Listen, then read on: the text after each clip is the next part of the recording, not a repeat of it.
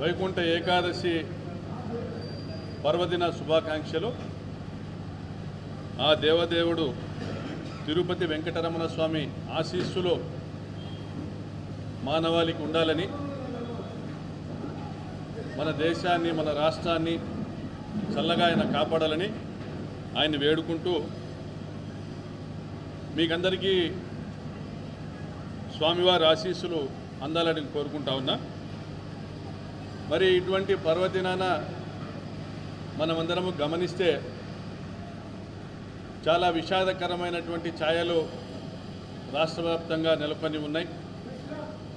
తిరుపతిలో మొన్న జరిగినటువంటి తొక్కిసలాటలో దాదాపుగా 6 మంది చనిపోవడము, 35 మంది గాయపడ్డము. మరి ఇది ఎవరి తప్పిదం? ఇది బ్రహ్మోత్సవాలకు బందోబస్తు పెడతాం, ముక్కోటి ఏకాదశి సందర్భంగా బందోబస్తు పెడతాం, ప్రతి పండగ సందర్భంగా కూడా బందోబస్తు పెంచుతాం. భక్తుల రద్దీ పెరిగే కొద్దీ బందోబస్తు పెంచుతూ వెళ్తాం. ఇది ఆనవాయితీ.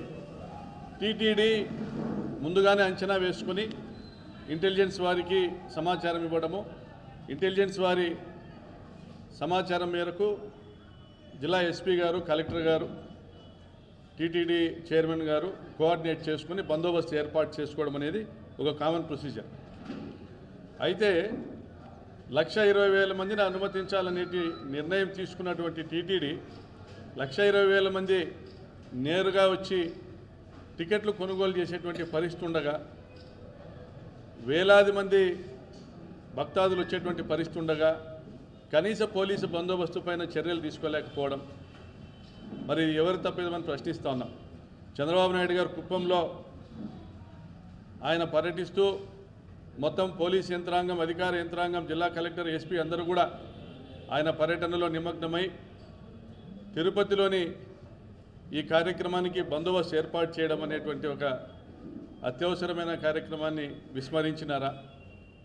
మరి మీ తప్పిదానికి 6 మంది బలవుతే మీరు తీసుకున్నటువంటి చర్యలేంటి? మరి ఒకవైపు తెలంగాణలో పుష్ప సినిమా చూడడానికి వెళ్ళిన అల్లు అర్జున్ ముందుగా పోలీస్కి ఇంటిమేషన్ ఇచ్చినప్పటికీ కూడా పోలీసులు బందోబస్తును ఏర్పాటు చేయకపోవడం వల్ల జరిగిన తొక్కిసలాటలో ఒకరు చనిపోతే రేవంత్ రెడ్డిని మెచ్చుకున్నటువంటి పవన్ కళ్యాణ్ గారు ఆయన డ్యూటీ ఆయన చేశాడు, ఎవరైనా ఆయన స్థానంలో ఉంటే అదే చేస్తారనేసి. మరి ఇక్కడ ఏం చేశారు మీ డ్యూటీ? చంద్రబాబు నాయుడు గారు ఏం చేశారు మీ డ్యూటీ? మరి చంద్రబాబు నాయుడు గారి సమక్షంలో, చంద్రబాబు నాయుడు గారు దేవాదాయ శాఖ మంత్రులు ఇద్దరి సమక్షంలో టీటీడీ ఈవోను, టీటీడీ చైర్మను ఒకరి మీద ఒకరు నిందలేసుకోవడం గమనిస్తే ప్రభుత్వం పైన మీకు కంట్రోల్ ఉందా? టీటీడీ పైన నియంత్రణ ఉందా? టీటీడీని ఒక ధార్మిక సంస్థలా నిర్వహిస్తూ ఉన్నారా? బాధ్యతాయుతమైన వ్యక్తి చేతుల్లో పెట్టినారా? లేదా కేవలము డాంబికాలకు, అట్టహాసాలకు, మీ ప్రచార పటాటోపాలకు ఉపయోగిస్తూ ఉన్నారా? మరి ఎప్పుడు కూడా గమనిస్తే చంద్రబాబు నాయుడు గారు అధికారంలోకి వచ్చేది హిందుత్వాన్ని అడ్డం పెట్టుకుని వస్తారు. బీజేపీ పార్టీ సహకారంతో, సాయంతోనే ఆయన ఎప్పుడైనా కూడా ముఖ్యమంత్రి కావడం జరుగుతూ ఉంది.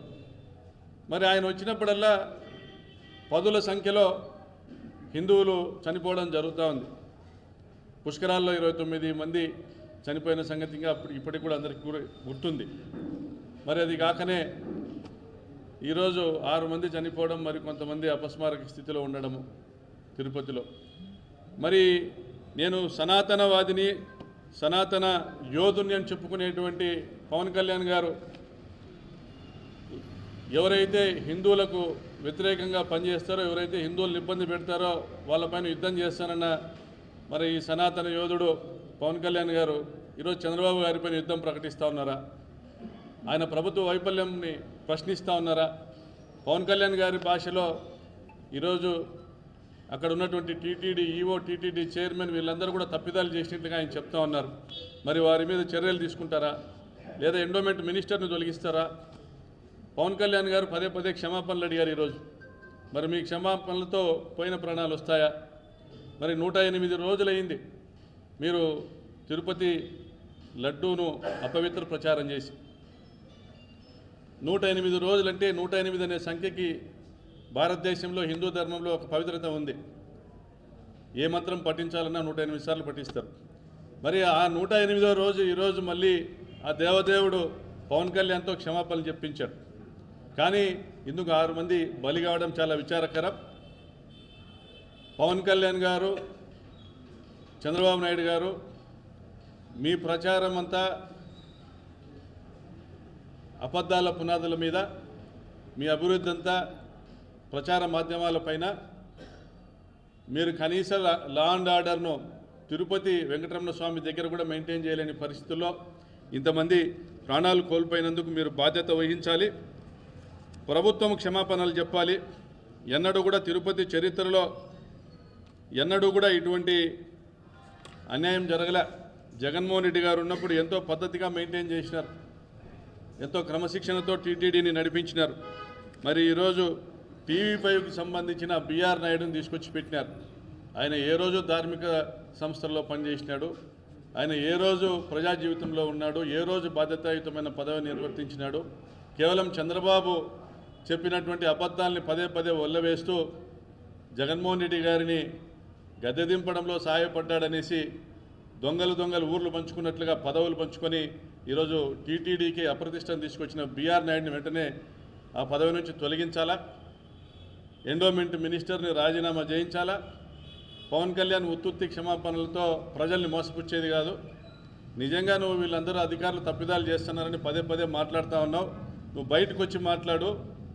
నువ్వు అధికారంలో ఉండి అధికార వైఫల్యంలో నువ్వు భాగస్వామి, అధికారులపై నియంత్రణ లేక నీ మాటే ఐఏఎస్లు వినట్లేదని నువ్వు మాట్లాడితే నీకు పరిపాలన చేసే అర్హత లేదని ప్రజలు భావిస్తారు.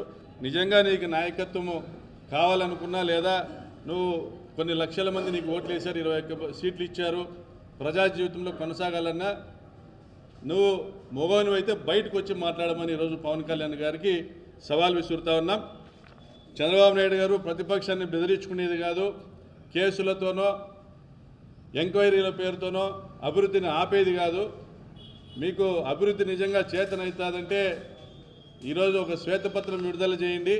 ఈ 7-8 నెలల్లో మీరు ఏం అభివృద్ధి చేశారు, ఎన్ని వేల కోట్ల నిధులు తెచ్చారు, ప్రజలకు ఎంత పంచారు, అభివృద్ధికి ఎంత పంచారనేది శ్వేతపత్రం విడుదల చేసి తిరుపతి వెంకటరమణ స్వామి దగ్గర ప్రజలకు, రాష్ట్ర ప్రజలకు క్షమాపణ చెప్పి మళ్ళీ ఒక అవకాశం ప్రజల్ని కోరాలని డిమాండ్ చేస్తా ఉన్నాం.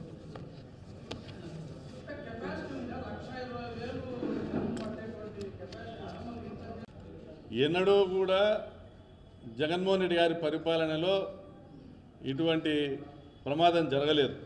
అంటే ప్రభుత్వ యంత్రాంగం 10 లక్షల మందినైనా కూడా నియంత్రించి, బ్యారికేడ్లు ఏర్పాటు చేసి, టైమింగ్స్ కేటాయించి, టోకెన్స్ ఇచ్చి, పలానా సమయంలో మీరు రాండి అని చెప్పి వాళ్లకు టికెట్లను పంపిణీ చేసేటువంటి చర్యలు తీసుకుండొచ్చు. కానీ అటువంటి ఆలోచనలు ఎవరు లేరు, అందరూ కుప్పంకి వెళ్ళారు. మరోవైపు ఇక్కడ డాకు మహారాజ్ అని అనంతపురంలో దాని ఒక సభ జరపబోతూ ఉన్నారు, ప్రమోషన్ సభ. 14 నియోజకవర్గాల నుంచి ప్రజల్ని తరలించి బండ్లు పెట్టి తెలుగుదేశం పార్టీ ఎమ్మెల్యేలందరూ కూడా వేల మందిని తీసుకొచ్చి వ్యాపారం కోసం ప్రమోషన్ చేసే కార్యక్రమానికి ప్రజల్ని తీసుకొచ్చే ప్రయత్నం మొదలుపెట్టారు. మరి ఎస్పీ గారు సహా జిల్లా పోలీస్ యంత్రాంగం అంతా కూడా ఈ డాకు మహారాజు ప్రమోషన్ కార్యక్రమాన్ని విజయవంతం చేసే ప్రయత్నంలో నిమగ్నమై ఉన్నారు.